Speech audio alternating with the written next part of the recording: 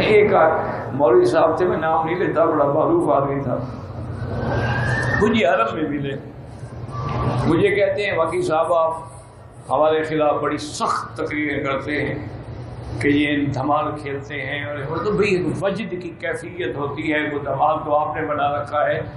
تاکہ جبکہ صحیح حدیث میں ہے کہ حضور پاک جبل صبیر پہ جو احد کے ساتھ، ایک روایت میں ہے کہ آپ احد پہ تھے، وہ احد اور صبیر ملے ہوئے ہیں اصل، تو اس پہ کھڑے تھے، تو آپ بھی تھے، حضرت ابو بکر بھی تھے، اور حضرت عثمان، حضرت عمر بھی تھے، تو وہ جو پہاڑ تھا نا جی، حضور کی خوشی میں دھمال کھیلنے لگ گیا۔ تو پہاڑ جب دھمال کھیلے، وجد میں آ جائے، تو ہم انسان کو کیا قصور ہے؟ میں نے کہا مولوی صاحب تم نے حدیث پوری نہیں پڑھی، لوگوں کو دھوکہ دو، میں تو طالب العلم ہوں، مجھے تو دھوکہ نہ دو، تم نے حدیث پوری نہیں پڑھی ہے۔ کہتے کیا مطلب؟ ان کا پھر حضور نے کیا کیا کہ جب وہ پہاڑ ہلنے لگا تو حضور نے اپنے پاؤں سے مارا اور فرمایا اسبت یا احد ما علیک الا صدیق و نبی و شہیدان، کہ اے پہاڑ احد ٹھہر جا،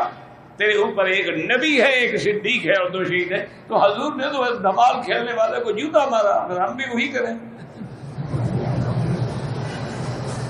اس کے بعد کیا بات یار، تمہارے ساتھ بات کرنے کا فائدہ ہی کوئی نہیں، نقصان ہی ہوتا ہے۔ کہا میں نے تو آپ کو نہیں بلایا، آپ وہاں پہ چل کے آ گئے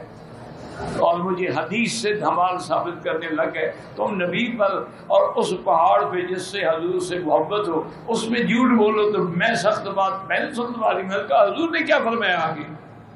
یہ حدیث میں ہے کہ نہیں ہے؟ تو اس لیے بہرحال دعا کریں کہ اللہ پاک ہمیں حضور کی غلامی، صحابہ، اہل بیت، علماء، مجتہدین، محدثین، فقہاء، اولیاء اللہ، سب کی غلامی نصیب فرمائے۔